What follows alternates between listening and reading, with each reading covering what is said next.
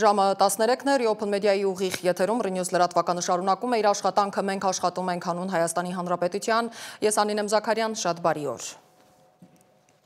Վաղ առավոտից ձերբակալություններ ու խուզարկություններ են Արագածոտնի թեմում բերման են ենթարկել 5 հոգևորականի և թեմի առաջնորդ Մկրտիչ Սրբազանին, նրանց բնակարանները խուզարկելուց հետո։ Փաստաբան Արա Զոհրաբյանը հայտնել է, որ Մկրտիչ Սրբազանի գտնվելու վայրը հայտնի չէ, քննչական կոմիտեն տեղեկություն չի հայտնում, իսկ քննչական խմբի ղեկավարն ասում է տեղյակ չէ։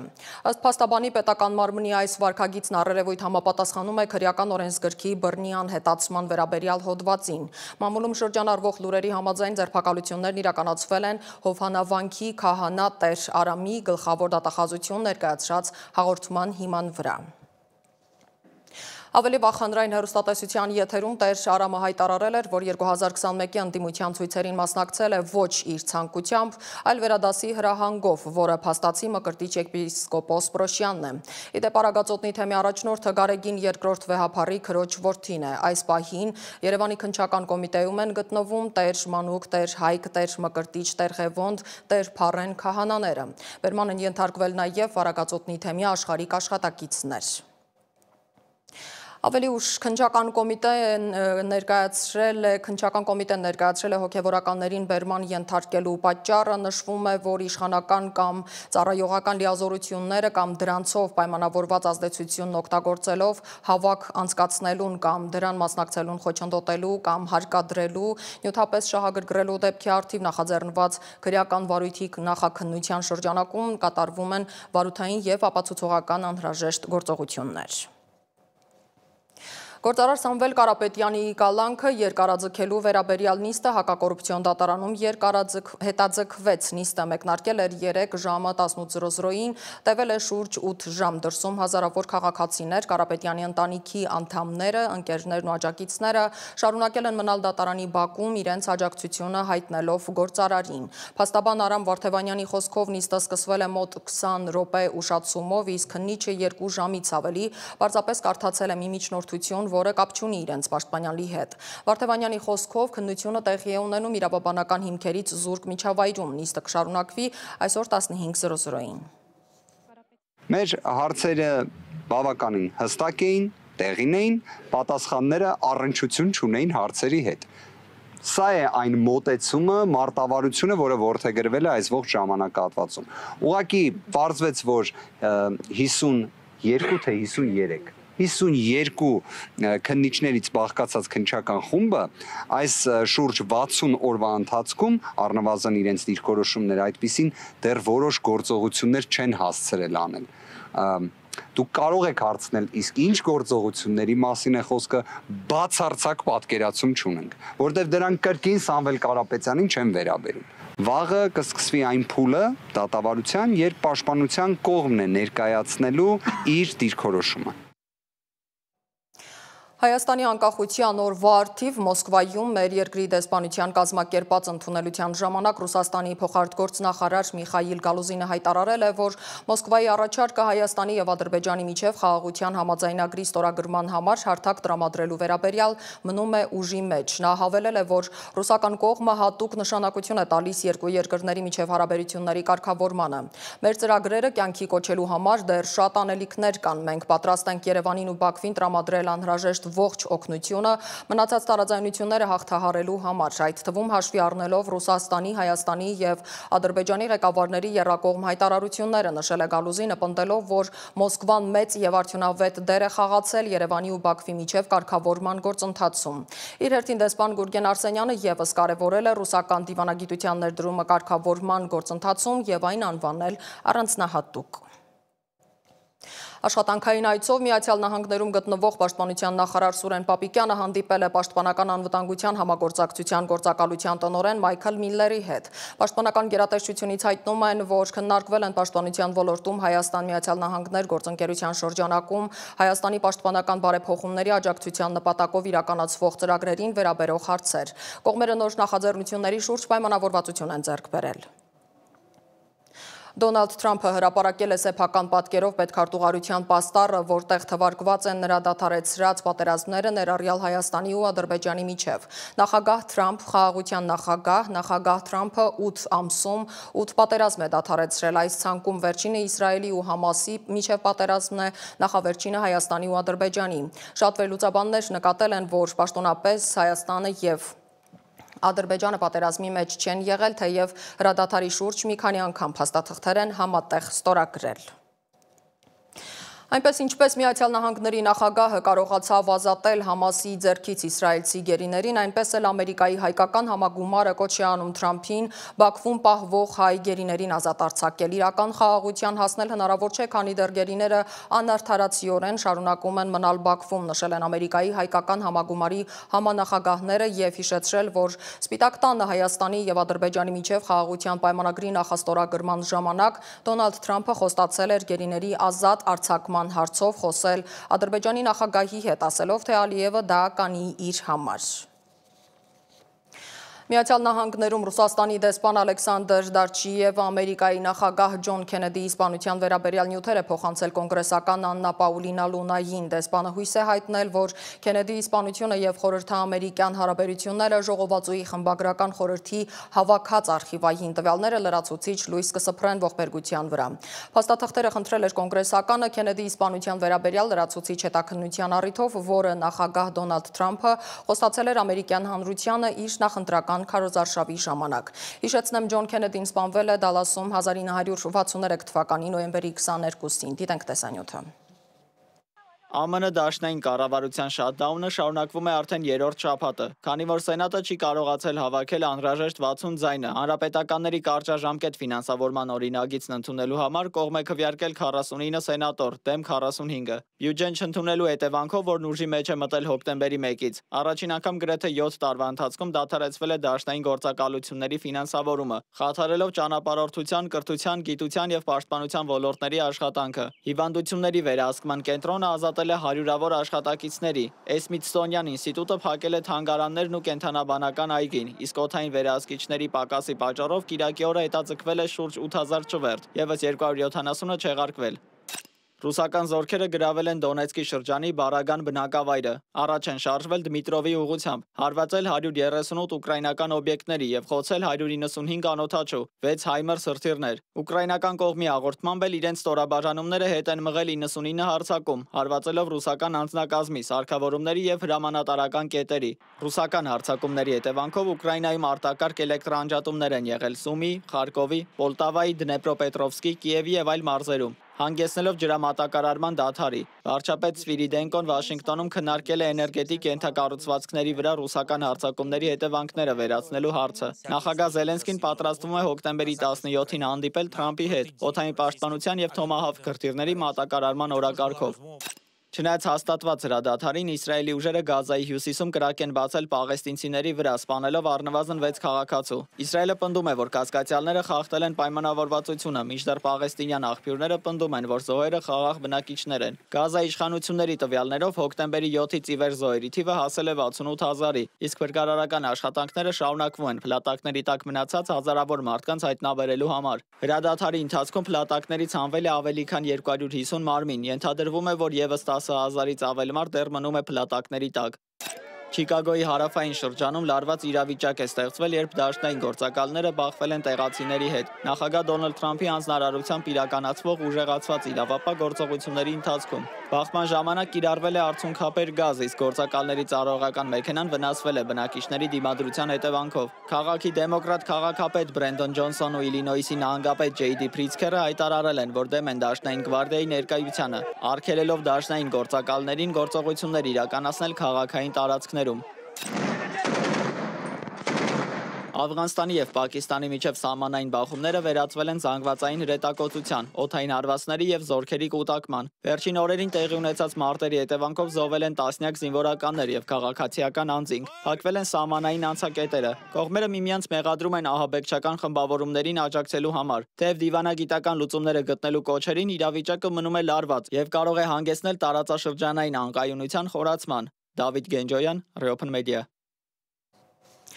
Մեծ Բրիտանիան անսպասելի հայտարարություն է արել հաշվի առնելով Հայաստանի եւ Ադրբեջանի միջև խաղաղության գործընթացը չեղարկել է երկու երկրների նկատմամբ զենքի մատակարարման ավելի քան 30 տարվա էմբարգոն։ Պետնախարար Սթիվեն Դաութին է ասել, որ Բրիտանիան որոշել է Հայաստանի ու Ադրբեջանի հետ բարձրացնել իր երկկողմ հարաբերությունները, դրանք հասցնելով ռազմավարական գործընկերության։ Ի դեպ Դաութիի գլխավորած պատվիրակությունն օգոստոսին Հայաստանում էր։ Հայաստանում գտնվող Բելգիայի թագուհի Մաթիլդան այցելել է առաքելություն Հայաստան սոցիալական ծառայություններ կենտրոն աշխատանքի եւ սոցիալական հարցերի նախարարությունից հայտնում են, որ կենտրոնում թագուհին հանդիպել է տարբեր ազգերի ներկայացուցիչ փախստականների հետ, ծանոթացել մատուցվող ծառայություններին, կառավարության իրականացրած ծրագրերին։ Մաթիլդա թագուհին քննարկել է նաեւ փախստականների ինտեգրման ուղղված հարցերը։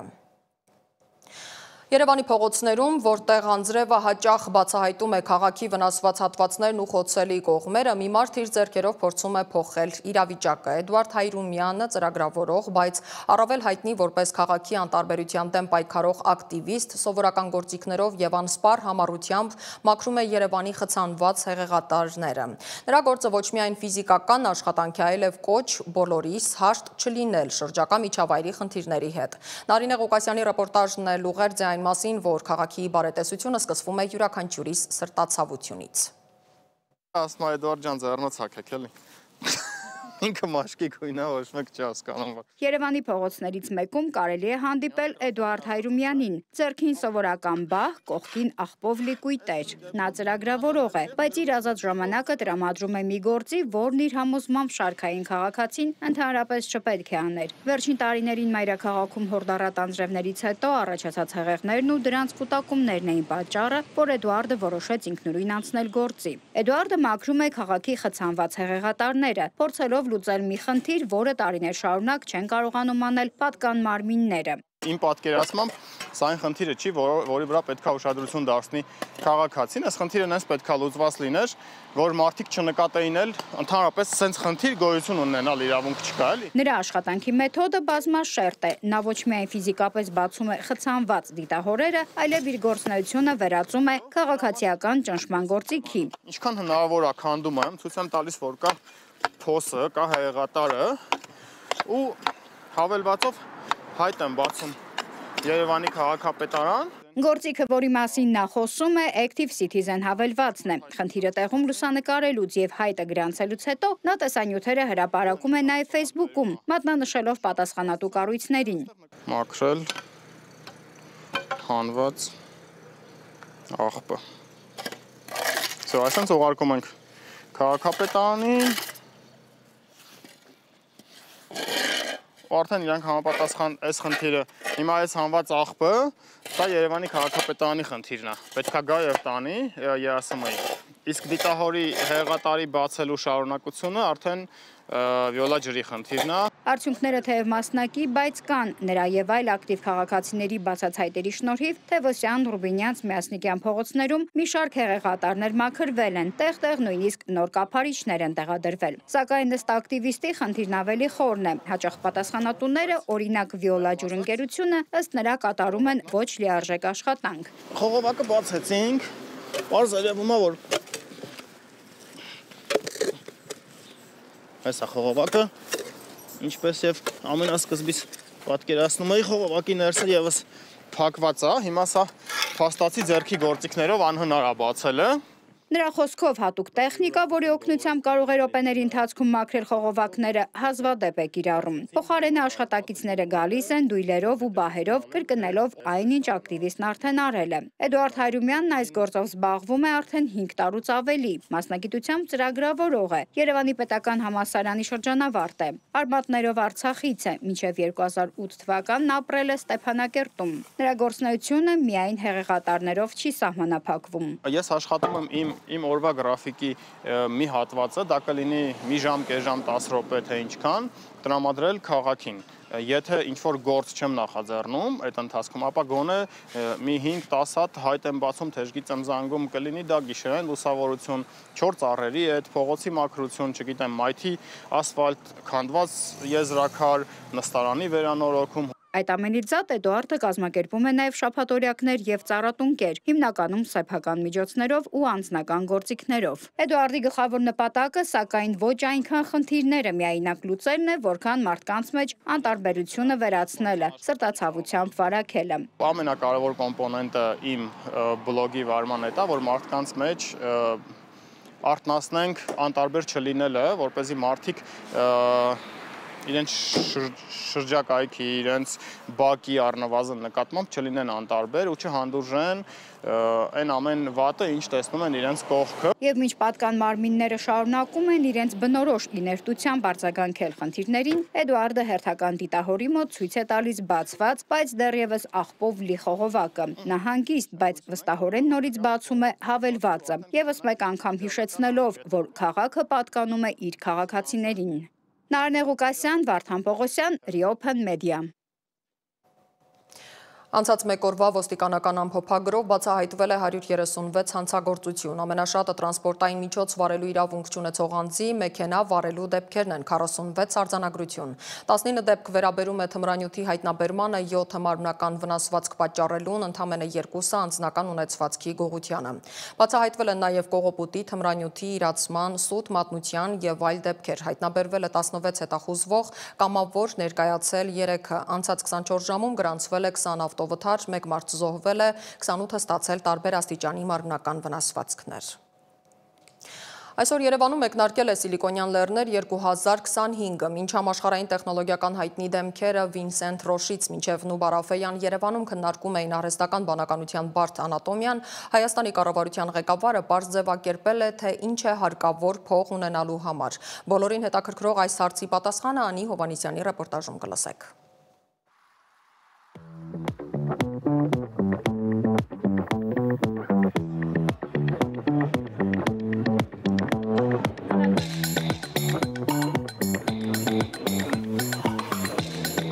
Արհեստական բանականություն։ Այսօր այս արտահայտությունը հնչում է ամենուր, բայց ինչ է իրականում թաքնված դրա հետևում եւ էլ որ ոլորտներ կարող են ներթափանցել։ Այս հարցերի պատասխանները գտնելու համար ոլորտի առաջատարները, միջազգային փորձագետներն ու հարյուրավոր մասնագետներ հավաքվել են մեկ հարթակում Silicon Mountains 2025 գագաթնաժողովին, որի այս տարվա խորագիրն է արհեստական բանականության անատոմիան։ So Armenia is outstanding when it comes Հայաստանի փոքր չափերն ու որոշումների կայացման արագությունը, ինչպես նաև հիանալի կրթությամբ երիտասարդ բնակչությունը մեծ առավելություններ են։ Այս գործոնները երկիր են բերում արևմտյան ընկերություններին, զարգացնելու ապագայի տեխնոլոգիաները։ Այս ամենը թույլ է տալիս շատ դրական կանխատեսումներ անել Հայաստանի ապագայի վերաբերյալ։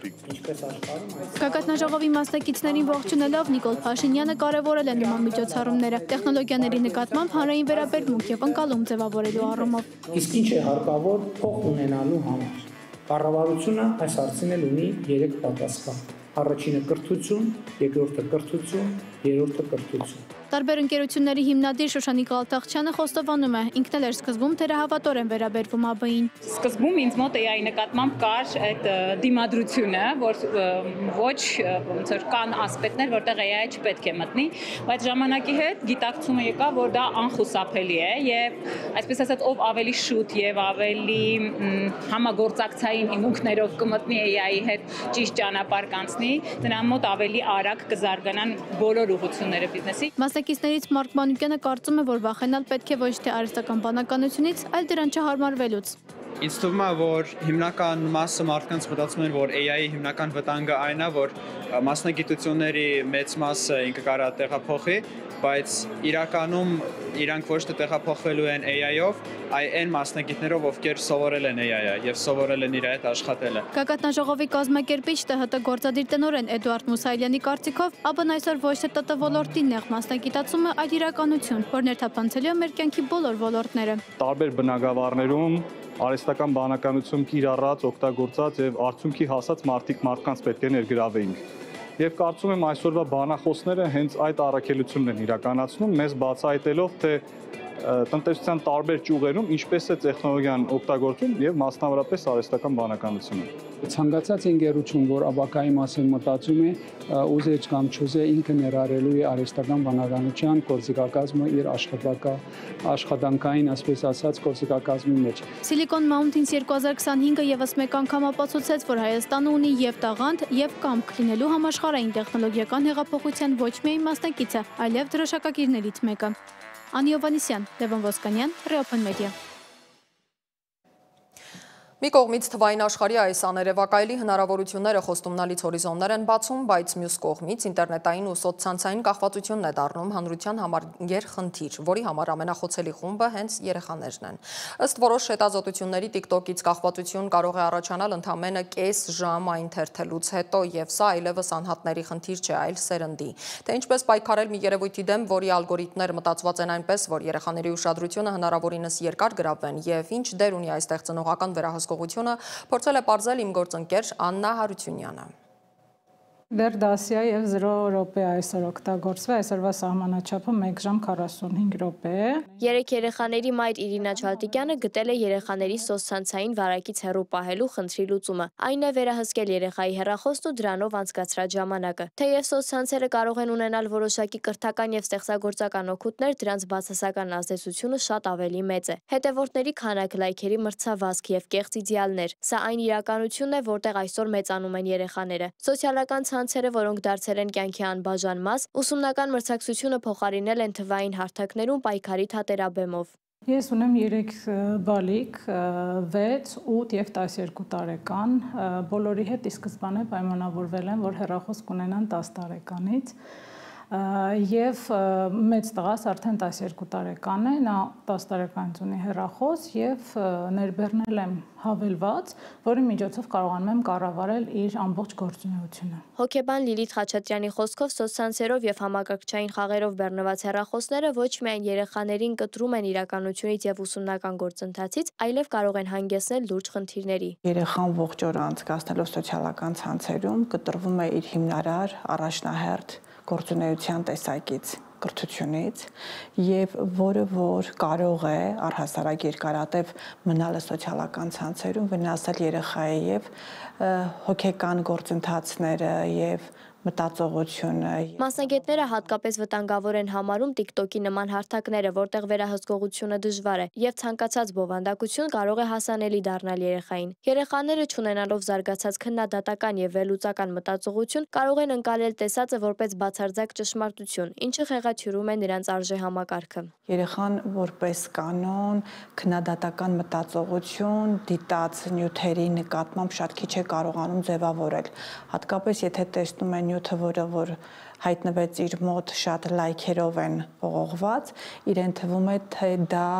միանգամայն իրականություն է եւ դա արժեք է իր համար։ Բացասական զգացումներ կարող է առաջանալ երեխայի մոտ, ստրես, հուզական գրգռվածություն։ Սա իր հերթին հանգեցնում է կեղծ իդեալների ընդօրինակման փորձերի եւ որպես հետևանք ինքնագնահատականի կտրուկ անկման, ստրեսի եւ հոգեբանական տառապանքի։ Երեխաները կարող են ստեղծել իրենց իդեալականացված կերպարները, փորձելով ինքնահաստատվել ոչ թե իրական, այլ վիրտուալ աշխարհում։ Այս կոնտենտներով երեխաները կարող են իրենք ստեղծել որոշակի կերպարներ, հերոսացված, իդեալականացված, որը որ իրենց կերպարից, իրենց իսկ սեփական կերպարից միանգամայն շատ հեռու է եւ սրանով փորձեն ինքնահաստատվել։ Այսինքն խապկանքի շեմը իրականության եւ սոցիալական հարթակներում գոյատևման, ինքնահաստատման, ինքնաներկայացման շատ մեծ է։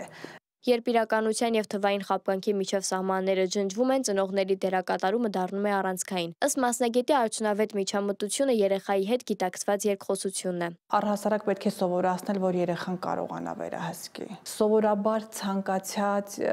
իրողության մեջ, որպեսզի մենք ուզենանք հասնել մեր ցանկալի արդյունքին, շատ կարևոր է ինֆորմացիայի բացատրությունը, ինֆորմացիա տալը երևույթի մասին։ Ունեմ տղայիս հետ պայմանավորվածություն պարբերաբար ստուգել իր չաթերը, որովհետև ես ինչքան էլ փորձեմ վերահսկել հավելվածի միջոցով, այդ իրենց ընկերական չաթերում շատ են ուղարկում տարբեր վիդեոներ եւ այլն։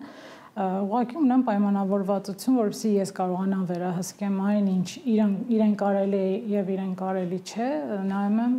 իր չաթերը։ Միայն այն բանից հետո, երբ վստահության մթնոլորտում վարվող զրույցները արդյունք չեն տալիս, կարելի է անցնել ավելի խիստ միջոցների։ Հեռախոսը վերահսկող հավելվածները թույլ են տալիս սահմանել ինչպես էկրանային ընդհանուր ժամանակ, այնպես էլ սահմանաչափեր կոնկրետ հավելվածների համար։ Հավելվածը թույլ է տալիս վերահսկել երեխայի ընդհանուր ժամանակը հեռախոսի մեջ, նաև վերահսկել եւ տեղադրել սահմանաչափեր կոնկրետ հավելվածներում երեխայի ժամանակի անցկացման չափը։ Մասնագետների համոզմամբ սոցիալական ցանցերի ազդեցությունը նվազեցնելու ամենաարդյունավետ միջոցը ծնողի ակտիվ մասնակցությունն ու բաց հաղորդակցությունն է։ Վերահսկողությունը կարող է օգնել սահմաններ գծել, բայց առանց վստահության եւ կրթության այն չի ապահովի ցանկալի արդյունք։ Աննա Հարությունյան, Ստեփան Տիգրանյան, Reopen Media։